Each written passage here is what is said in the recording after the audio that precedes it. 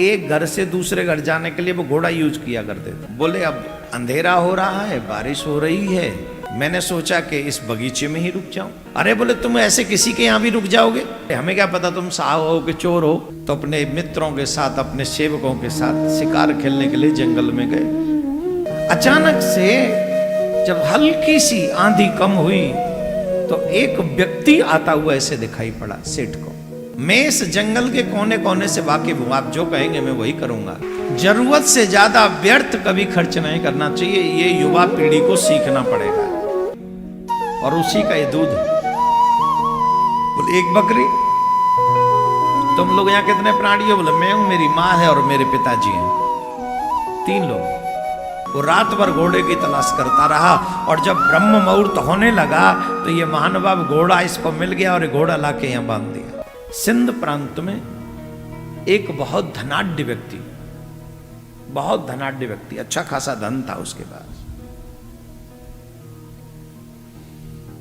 बहुत धन था उन महानुभाव के पास में, बिजनेस बहुत था, कभी इधर जा कभी उधर जा, कई घर थे, कई मकान थे और इतने इतने डिस्टेंस पे उनके मकानात थे कि वो आज के ज़माने में कहते हैं ना इतना लंबा घर है कि लोग गाड़ी से एक दूसरे या बाइक से एक दूसरे रूम में जाते हैं। ऐसा तो आजकल कहाँ संभव है, पर अगर हो भी तो बाइक, लेकिन पहले घोड़े यूज़ करते थे लोग, बाइक नहीं थी, घोड़े यूज़ करते थे और तीव्र गति वाले घोड़े। तो वो इतने धनवान थे कि एक घर से दूसरे घर जाने के लिए वो घोड़ा यूज किया करते थे, इतने धनवान। हर एक घर के आगे बागान था, बहुत सुंदर सुंदर बगीचा था और बगीचे इस लोग राजा महाराजा रानियां इसलिए यूज करते थे कि मॉर्निंग वॉक उसमें करते थे वो लोग, जिससे उनका शरीर स्वस्थ रहता था। आजकल के लोगों में बीमारियां इसलिए रहती हैं क्योंकि लोग वॉक नहीं करते, बहुत एकदम ऐसे समझो जैसे सांप ने पैर बांध रखे, आप घूम नहीं सकोगे, आप सिर्फ खड़े रहो या बैठे रहो। आप शरीर को सुख देने के लिए, इतिहास देखो ना आप सबका, सभी राजा महाराजाओं के बगीचे होते थे, किस लिए होते थे? घूमने फिरने के लिए होते थे। नित्य घूम, अब आपने कितनी कहानी सुनी होंगी, राजकुमारी नित्य घूमा करती थी, रानी नित्य घूमा करने, राजा नित्य घूमने जाया करते थे। घूमना, जो घूमना कह दिया वो है मॉर्निंग वॉक ही या इवनिंग वॉक। किस लिए? शरीर को फिट रखने के लिए। हेल्थ इज वेल्थ इंग्लिश में कहते हैं। अगर शरीर स्वस्थ है तो आपसे बड़ा धनवान कोई नहीं। पहले हेल्थ रखो, स्वस्थ। कसम से जिस दिन माथा बनना जाता है ना, कई बार ऐसा खुद भी, कई बार किसी कारणवश सर में, उस दिन कथा कहने का एक अलग तरीका होता है। उस दिन बीमारियों के उपाय ज्यादा बताने लग जाते हैं महाराज लोग। किस दिन जब खुद महाराज बीमार बैठे हो व्यासपीठ पे, जब लगता है कि आज हम ही खुद परेशान है तो फिर बीमारियों के ऐसा करना चाहिए, ऐसा करना चाहिए, ऐसा करना चाहिए। और जिस दिन स्वस्थ होते उस दिन कोई उपाय उपाय सब धरे रह जाते, सिर्फ कथा पे ही ध्यान लग जाता है। इफेक्ट है, आपके शरीर में जो होगा वो आपकी मन वाणी में आ ही जाएगा। तो इसलिए स्वस्थ रहना बहुत जरूरी है। तो सेठ जी अपने बागान में भ्रमण कर रहे थे, उसी समय अपने सर पे एक सामान रखकर वयोवृद्ध आदमी आए और वयोवृद्ध आदमी उनके बगीचे में अपना वो पोटली उतार के रखने लगे। और जब पोटली उतार कर रखने लगे तो सेठ जी ने पूछा, कौन हो तुम? बोले मैं राहगीर हूं। ये क्या कर रहे हो? बोले अब अंधेरा हो रहा है, बारिश हो रही है, मैंने सोचा कि इस बगीचे में ही रुक जाऊं।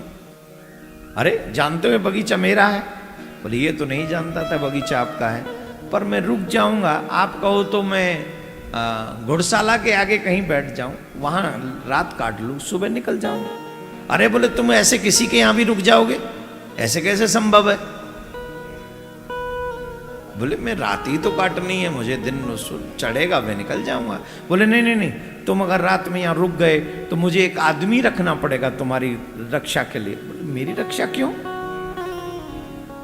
मेरी रक्षा किस लिए करनी है? अरे नहीं करें क्या?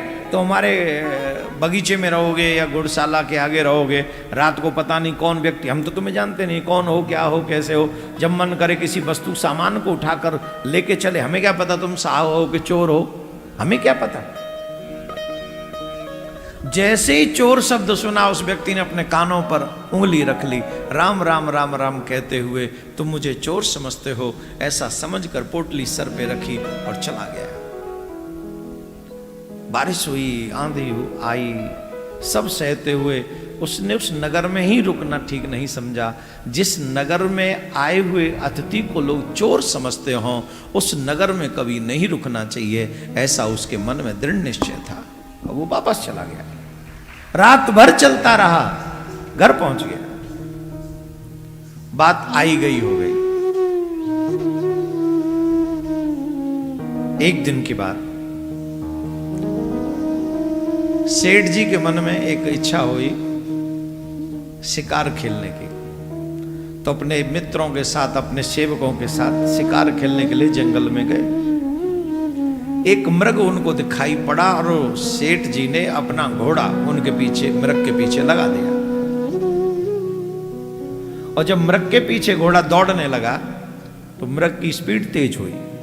तेज दौड़ते दौड़ते दौड़ते दौड़ते घोड़ा भी स्पीड से दौड़ रहा, लेकिन जितनी सेठ जी के घोड़े की स्पीड थी उतनी और घोड़ों की नहीं थी। वो रह गए पीछे।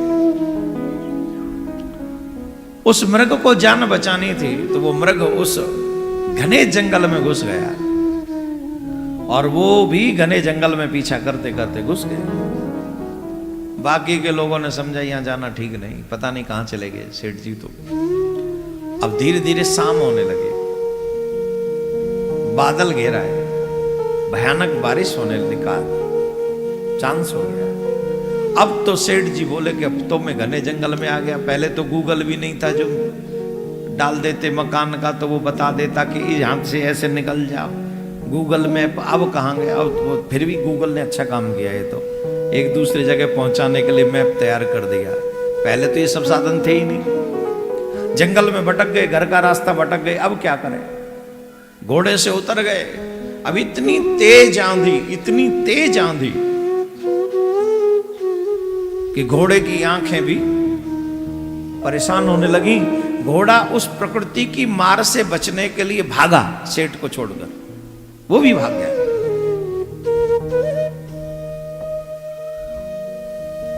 अचानक से जब हल्की सी आंधी कम हुई तो एक व्यक्ति आता हुआ ऐसे दिखाई पड़ा सेठ को। वो युवा बालक था। उस युवा बालक ने पूछा, आप कौन हैं? इस जंगल में क्या कर रहे हैं? तो उसने कहा, अब उस सेठ जो लोग होते, पैसे वाले जो होते हैं, उन्हें बड़ा डाउट बहुत ज्यादा होता है। उन्हें टेंशन रहती है कहीं मुझे लूट न ले, कहीं कुछ और पता न कर ले कुछ। बोले तुम कौन हो? बोले मैं तो यहीं रहने वाला हूं, इसी जंगल में रहता हूं, झोपड़ी है यहाँ। तुम यहाँ रहते? बोले हाँ। अरे भैया हमारे ऊपर तो बड़ी विपत्ति आ गई। क्या विपत्ति आ गई? बोले हमारे संग के लोग पीछे छूट गए, पता नहीं कहाँ हैं। घोड़ा था वो भी भाग गया और अब हम अकेले रह गए और रात कहाँ काटेंगे, कैसे कटेगी। उसने कहा आप ऐसे क्यों सोचते हो? आप हमारे अतिथि हो, आप आओ, आप यहाँ रुको। अरे नहीं मैं अकेला हूँ। हाँ आप रुक सकते हैं, तुम मुझे जानते नहीं, मैं कैसे रुक सकता हूँ तुम्हारे यहाँ? बोले नहीं नहीं हम, मुझे कोई परेशानी नहीं, आप रुकिए और बताइए मैं आपकी क्या सेवा कर सकता हूं। मैं इस जंगल के कोने कोने से वाकिफ हूं, आप जो कहेंगे मैं वही करूंगा। बोले एक काम कर सको तो भैया बड़ा उपकार होगा, मेरे घोड़े का पता लगाओ, मेरे आदमी मिल जाए तो कुछ पता चले। घोड़ा तो कंपलसरी है। 2000 रुपए का घोड़ा था महाराज, महंगा था। और 2000 उस समय बहुत हुआ करते थे। आजकल के बच्चे तो 2000 मैगी बनाने लेके ले जाएंगे 2000 की नोट को, तो चलो मैगी खाते हैं बच्चे।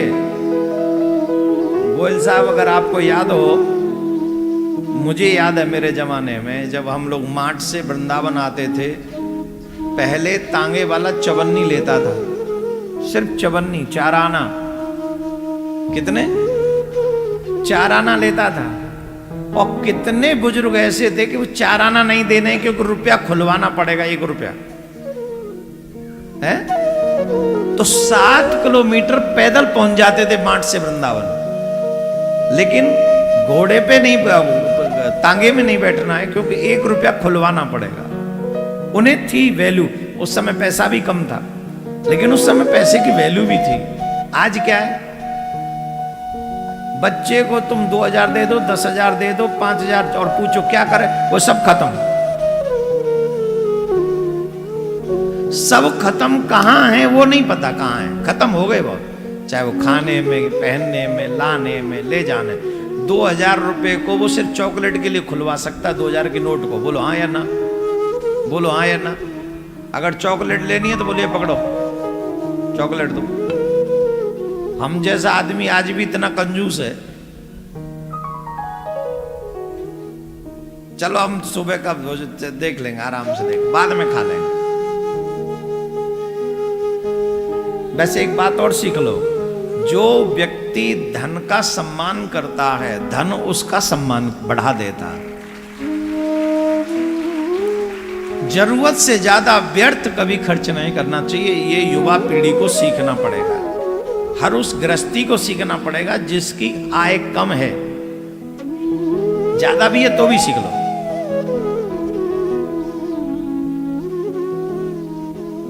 अब वो लेके गए, चलिए अब झोंपड़ी में ले गए उन्हें।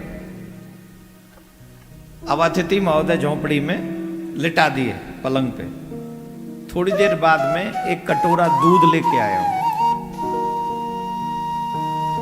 बोले आप दूध पी लीजिए, आप थक गए होंगे, पूरा दिन निकल गया। उसका इतना दूध यहां है, कितने पशु हैं तुम्हारे पास? बोले ज्यादा नहीं, एक बकरी है और उसी का ये दूध है। बोले एक बकरी? तुम लोग यहाँ कितने प्राणी हो? बोले मैं हूं, मेरी माँ है और मेरे पिताजी हैं, 3 लोग।